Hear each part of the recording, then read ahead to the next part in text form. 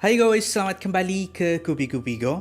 Macam mana seseorang tu boleh hidup dengan menyamar sebagai orang lain? Orang-orang ni meninggalkan identiti lama mereka dan mencuri identiti orang sebab terdesak untuk mendapatkan perhatian, kasih sayang, kekayaan dan sebagainya. Namun begitu, kisah-kisah penyamar ini akhirnya terbongkar juga. Daripada kisah penyamar yang menyamar menjadi kanak-kanak yang hilang, sehinggalah kisah penyamar yang menyamar menjadi seorang putri untuk mendapatkan kekayaan dan perhatian. Itu adalah kisah perkongsian kita pada hari ini. Ini adalah 5 kisah penyamar yang pelik dan ganjil. 5. Frederick Bourdin pernah menyamar sehingga 500 kali.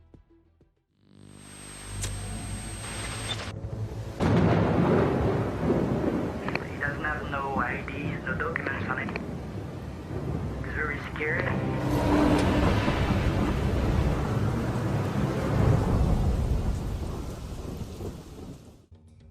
Macam mana seorang lelaki boleh menyamar dengan 500 identiti yang berbeza? Sekali dengar tidak masuk akal, tetapi itulah yang dilakukan oleh penyamar bersiri dikenali sebagai Frederick Bourdin yang berasal dari Perancis. Dia diberikan gelaran The Chameleon.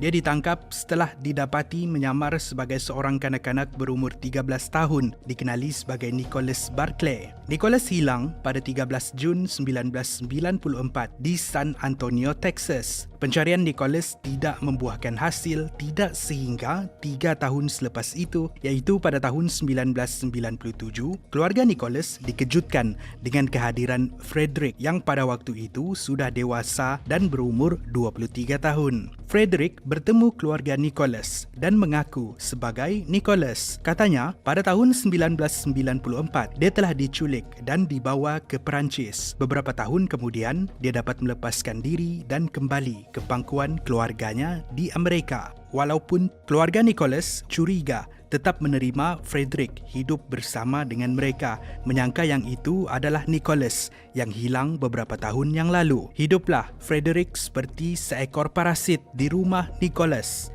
Namun begitu, dari hari ke hari, keluarga Nicholas semakin curiga dengan Frederick. Bukan sahaja raut wajah tidak sama, warna mata, struktur telinga dan percakapan jauh beza, di mana Frederick bercakap di dalam logat Perancis padahal Nicholas adalah orang Amerika. Pada tahun yang sama, seorang penyiasat persendirian melakukan siasatan terhadap latar belakang Frederick. Sekitar tahun itu juga, pihak FBI memaksa dia melakukan ujian DNA. Keputusan dari ujian DNA inilah yang membongkar penipuan Frederick selama ini.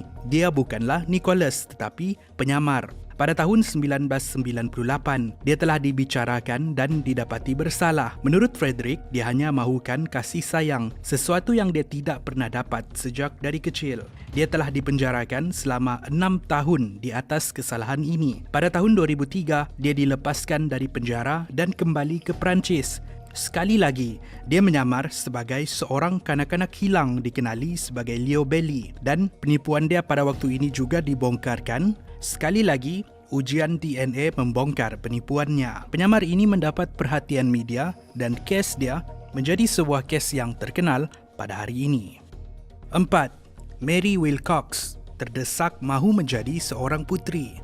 Pada 3 April 1817, penduduk di Gloucestershire di England digemparkan dengan kehadiran seorang wanita yang berpakaian ganjil. Kepalanya dibalut dengan kain, dia memakai baju yang dianggap eksotik dan bercakap di dalam bahasa yang tidak difahami oleh sesiapa. Dia kemudian dibawa ke rumah Magistrate Pekan, dikenali sebagai Samuel Warren. Semasa wanita ni di sana, tiada siapa yang dapat berkomunikasi dengan dia. Apa yang mereka dapat tahu ialah wanita ini memperkenalkan diri dia sebagai karabu. Mereka perasan tangan wanita ni lembut dan kukunya dijaga dengan baik, memberikan gambaran wanita ini tidak pernah melakukan kerja berat dan datang dari keluarga yang berada. Penduduk Pekan cuba untuk membawa orang asing berkomunikasi dengan dia kalau-kalau mereka faham bahasa yang dituturkan wanita ini, tetapi semuanya gagal. Sehinggalah seorang pelayar Portugal dibawa bertemu karabu dan berkomunikasi dengan dia,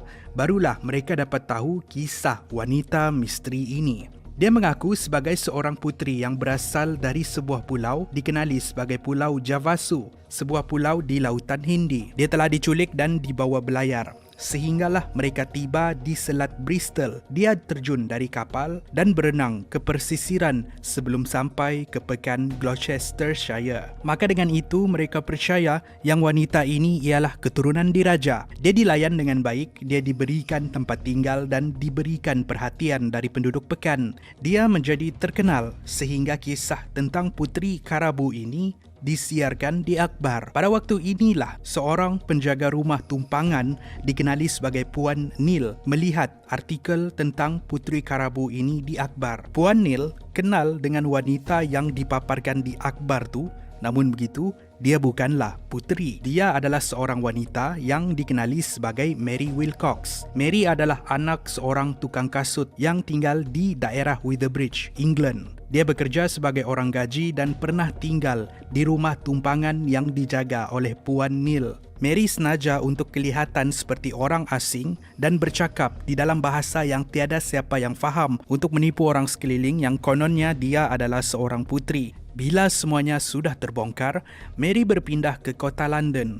Di sana dia bekerja sebagai pengimport lintah dan meninggal pada tahun 1864. 3. Arthur Hutchins, Amerika.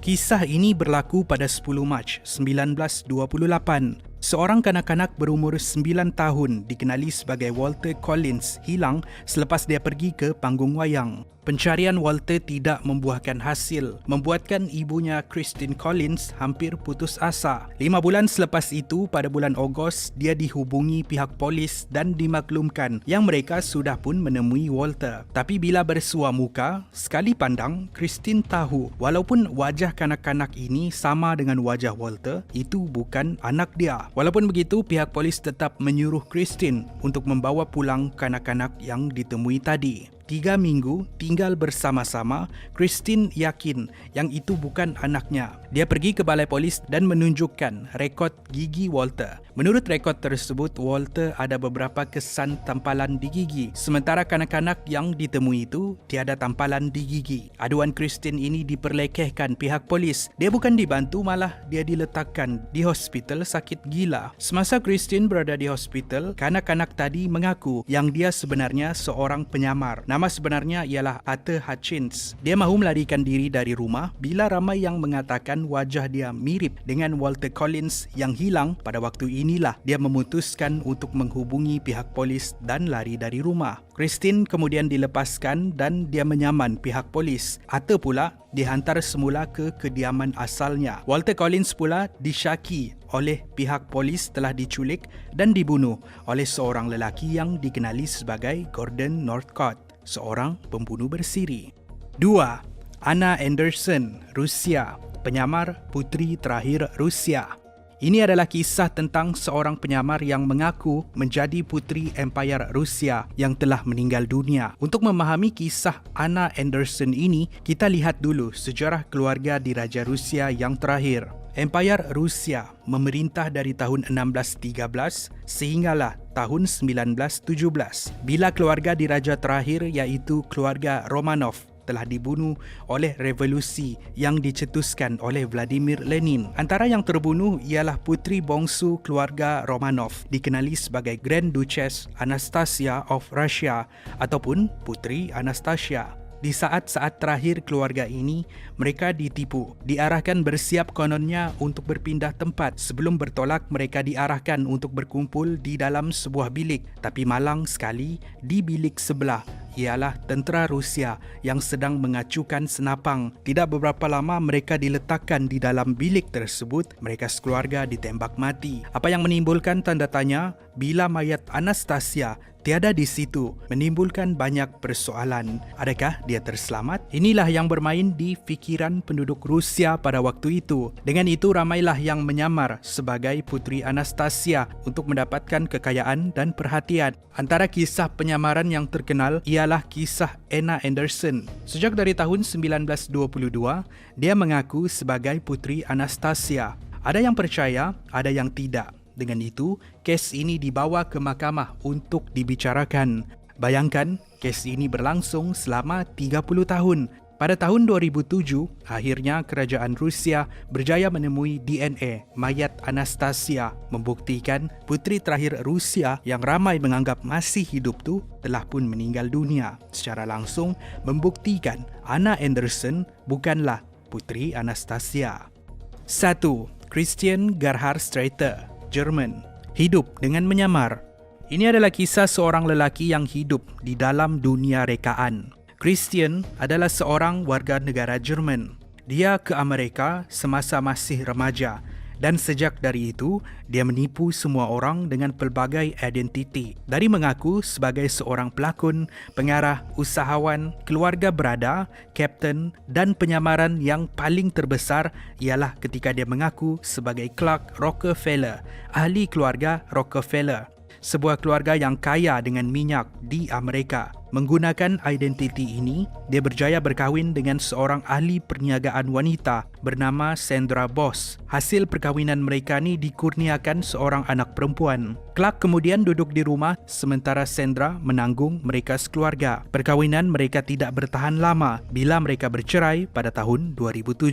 Pada tahun 2008, Clark menculik anak perempuannya dan dia dikehendaki oleh pihak polis. Pada waktu inilah, sekali lagi, dia menukar namanya menjadi Chip Smith, seorang kapten kapal. Namun begitu sepandai-pandai tupai melompat, akhirnya jatuh ke tanah juga. Bila dia dapat ditangkap, identitinya terbongkar. Nama sebenar dia ialah Christian Gerhard Streiter. Rupa-rupanya dia adalah seorang pembunuh yang dikehendaki pada tahun 1994 di dalam satu kes bunuh suami isteri. Dia akhirnya ditangkap pada tahun 2011 dan dijatuhkan hukuman penjara 27 tahun pada tahun 2013. Siapa yang sangka seseorang tu boleh hidup dengan mencipta identiti yang baru?